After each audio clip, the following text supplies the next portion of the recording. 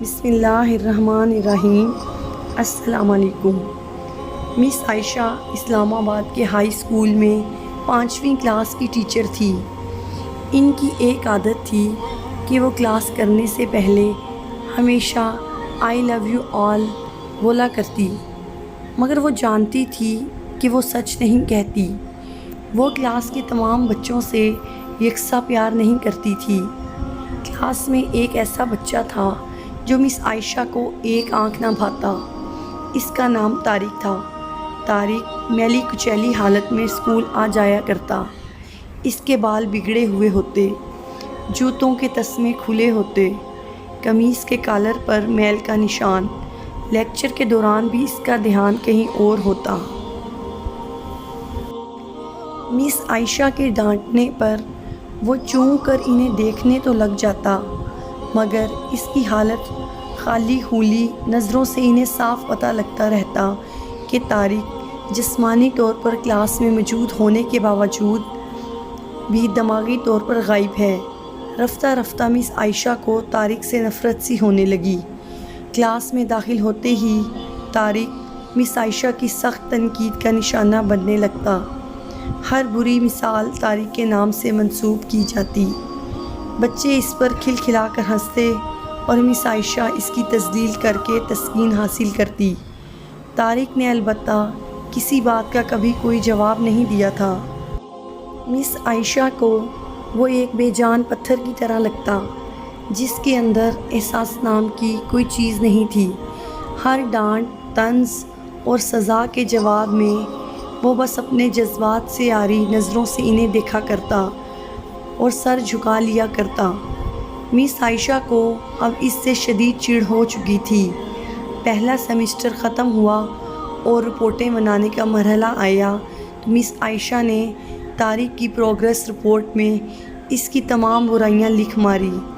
Progress report والدین کو دکھانے سے پہلے ہیڈ مسٹریس کے پاس جایا کرتی تھی۔ انہوں نے جب طارق کی رپورٹ دیکھی تو مس عائشہ کو بلا لیا۔ مس عائشہ، پروگریس رپورٹ میں کچھ تو پروگریس بھی نظر آنی چاہیے۔ آپ نے جو کچھ لکھا ہے اس سے طارق کے والدین اس سے بالکل ہی نا امید ہو جائیں گے۔ میں معذرت خواہ ہوں، مگر طارق ایک بالکل ہی بدتمیز اور نکما بچہ ہے۔ مجھے نہیں لگتا کہ میں اس کی پروگریس کے بارے میں کچھ لکھ سکتی ہوں۔ مس عائشہ نفرت انگیز لہجے میں بول کر وہاں سے اٹھ آئی۔ ہیڈ مسٹریس نے ایک عجیب حرکت کی۔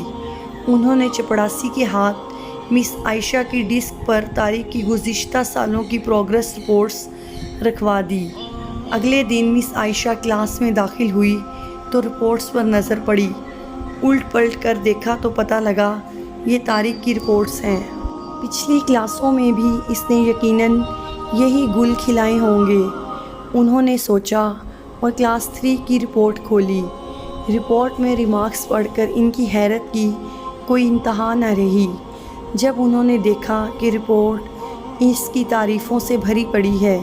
طارق جیسا ذہین بچہ میں نے آج تک نہیں دیکھا۔ انتہائی حساس بچہ ہے اور اپنے دوستوں اور ٹیچر سے بے حد لگاؤ رکھتا ہے۔ آخری سیمسٹر میں بھی طارق نے پہلی پوزیشن حاصل کر لی ہے۔ مس عائشہ نے غیر یقینی کی حالت میں کلاس 4 کی رپورٹ کھولی۔ طارق نے اپنی ماں کی بیماری کا بے حد اثر لیا ہے۔ اس کی توجہ پڑھائی سے ہٹ رہی ہے۔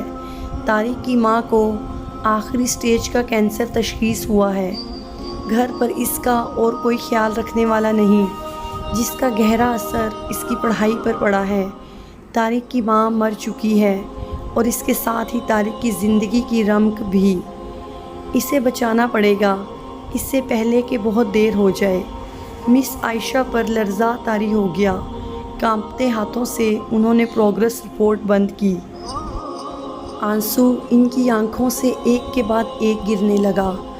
اگلے دن جب مس عائشہ کلاس میں داخل ہوئی تو انہوں نے اپنی عادت کے مطابق اپنا روایتی جملہ آئی لو یو آل دہرایا، مگر وہ جانتی تھی کہ وہ آج بھی جھوٹ بول رہی ہیں، کیونکہ اسی کلاس میں بیٹھے ایک بے ترتیب بالوں والے بچے طارق کے لیے جو محبت وہ آج اپنے دل میں محسوس کر رہی تھی وہ کلاس میں بیٹھے اور کسی بچے کے لیے ہو ہی نہیں سکتی تھی۔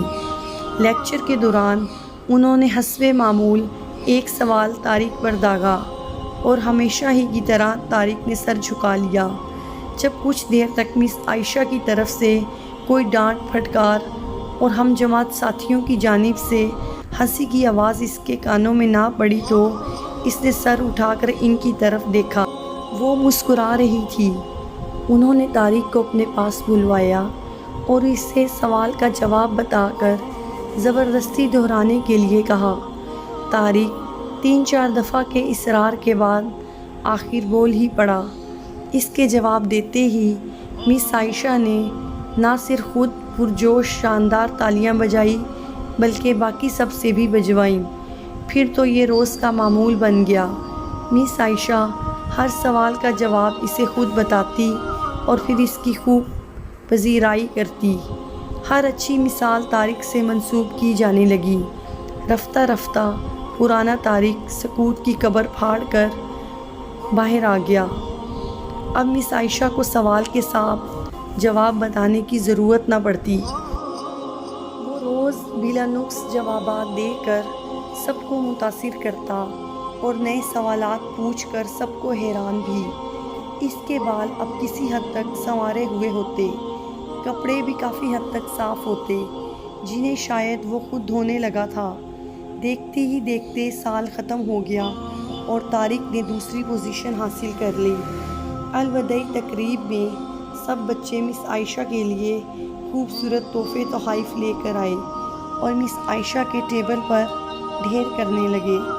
ان خوبصورتی سے پیک ہوئے تحائف میں سے ایک پرانے اخبار میں بدسلیقہ طرز پر پیک ہوا ایک تحفہ بھی پڑا تھا۔ بچے اسے دیکھ کر ہنس پڑے۔ کسی کو جاننے میں دیر نہ لگی کہ تحفے کے نام پر یہ چیز طارق لایا ہوگا۔ مس عائشہ نے تحائف کے اس چھوٹے سے پہاڑ میں سے لپک کر اسے نکالا۔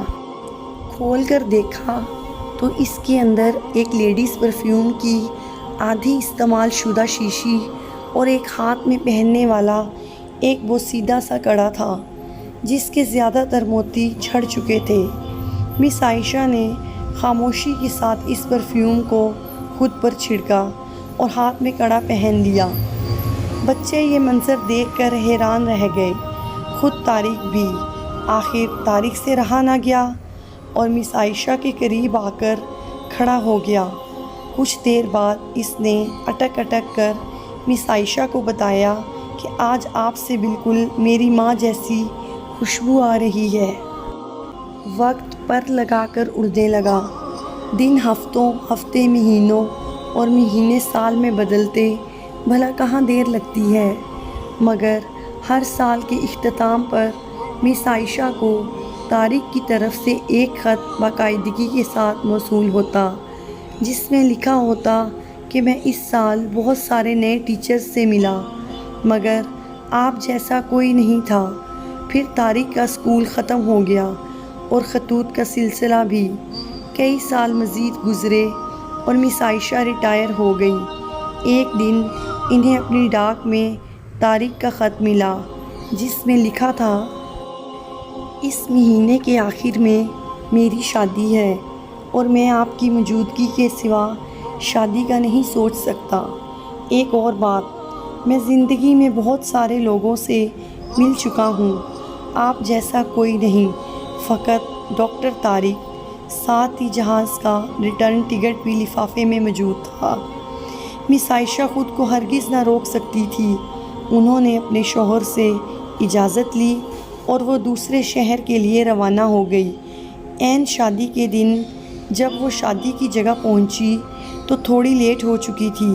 انہیں لگا تقریب ختم ہو چکی ہوگی، مگر یہ دیکھ کر ان کی حیرت کی انتہا نہ رہی کہ شہر کے بڑے بڑے ڈاکٹر، بزنس مین اور یہاں تک کہ وہاں موجود نکاح خواہ بھی اکتایا ہوا کھڑا تھا، مگر طارق تقریب کی ادائیگی کے بجائے گیٹ کی طرف ٹکٹکی لگائے ان کی آمد کا منتظر تھا۔